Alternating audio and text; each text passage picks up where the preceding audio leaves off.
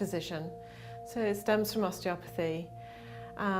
It works with the belief that the body knows how to heal itself. It's a light hands-on modality. I put my hands on to feel the rhythm throughout the body, and this rhythm is created from the cerebrospinal fluid that encases the brain and the spinal cord. And that volume of fluid increases and decreases slightly in pressure, creating a rhythm throughout the body. So we can feel that rhythm throughout the body and tell where there's a restriction. And also there's a way in which you can see where energy is being held and walled off in the body. And also check in with the fascia. The fascia is a thin film that wraps around all the muscles, all the organs in the body, like the opaque film that you see on a breast of chicken. And so I feel into that, and so that gives me a few different places to evaluate the body and see where we should start.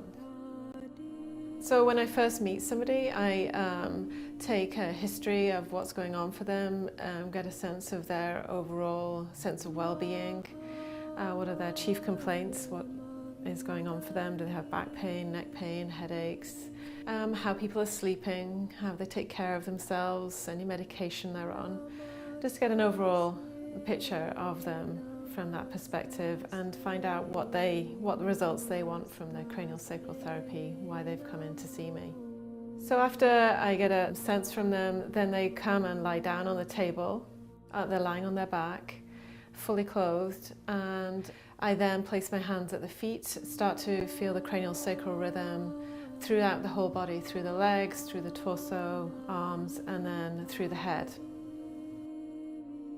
So then from that check-in, I then know where to start in the body, which is more at the source of the issue as opposed to necessarily where the symptoms are being felt for somebody, which can be a little bit confusing if somebody's coming in with knee pain and I start to work at the pelvis.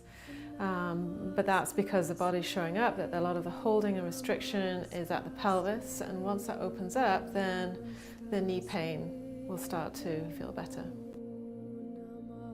So I'll place my hands in that area, above and below the area that's showing up in the body.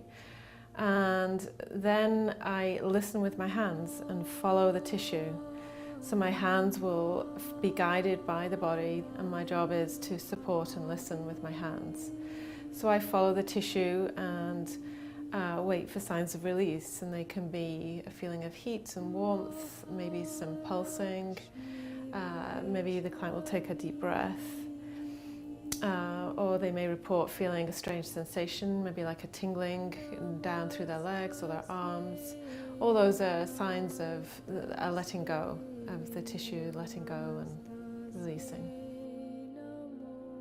It's very relaxing. As soon as you walk through the doors, you just feel a sense of peace.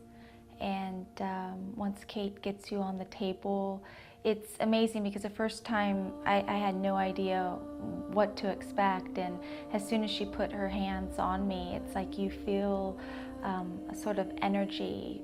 It's like heat, and it's like your body almost like directs her to where your pain is.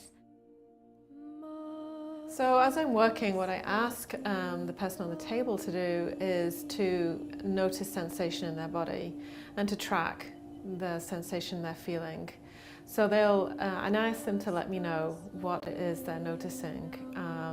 So sometimes there may be a feeling of pain or discomfort.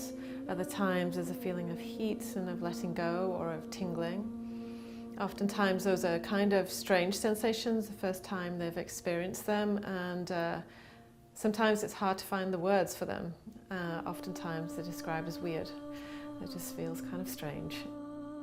Sometimes a memory will pop back into them, something that they've remembered from a long time ago, maybe a fall in their childhood or a car accident they had like 10 years ago. That's not something they remember, but that spontaneously comes into their head. And so we'll often just go back and check in to see if there's anything else that we need to acknowledge about that experience.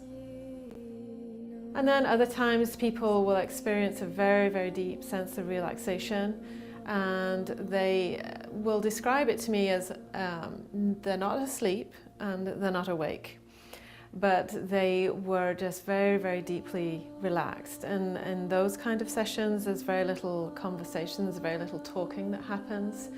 So each session is very unique and individual, and so I will work in a way that suits that person. So sometimes there's a need to talk, other times there's a need for silence.